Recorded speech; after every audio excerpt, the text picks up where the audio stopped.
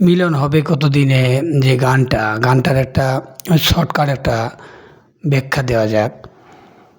যখন এই গানটা যে শুরুতে বলা হয়েছে যে মিলন হবে কতদিনে আমার মনের মানুষের শোনে, এর মানে বোঝানো হচ্ছে যে যার আরাধনা, যার সাধনা, যার জন্য আমি এত ব্যবহৃত ছিলাম, তার সাথে আমার কখন মিলন হবে। গানটার দ্বিতীয় ধাপে বলা আছে যে চাতক পার অহরনিশি চেয়ে আছে কালো শশী। তো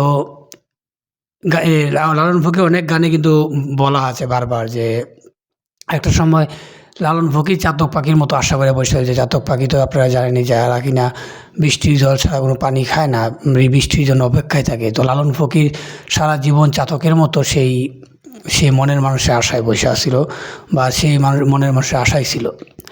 এখন লালন ফকির বলছে যা আশায় এসেছিল সে এখন চাতক উপায় অহরনিশি চেয়ে আছে কালো শশী।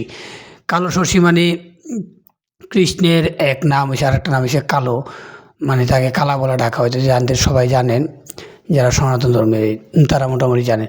তো এখন বলা হয়েছে যে এখন যে কৃষ্ণ বা যে তার যে মনের মানুষ থাকে কৃষ্ণরূপে সে মানে আবৃত করে বলতে যে এখন কৃষ্ণ মানে চাতক পাখির মতো আশায় বসে আছে যে আমি কখন তার সাথে মিলন হব। চাতক পায় অহরনিশি চেয়ে আছে কালো শশী। এখন কালো শশী মানে কৃষ্ণ চেয়ে আছে, আমি তো কখন তার সাথে মিলন হবে আমার। আরেকটা কবিতা আছে যে মেঘের বিদ্যুৎ মেঘে যে মন লুকাইলে না পায় অন্বেষণ। তো মেঘের বিদ্যুৎ বলতে আসলে যেটা বোঝাইছে সেটা হচ্ছে যে বাউল পন্থায় বা মারফতি পন্থায় একটা বিষয় আছে যে স্রষ্টা বা তাদের যে পরমাত্মা সেটা মানে ভিতরে যে বিজলি রূপে বা আলো রূপে উদয় হয়।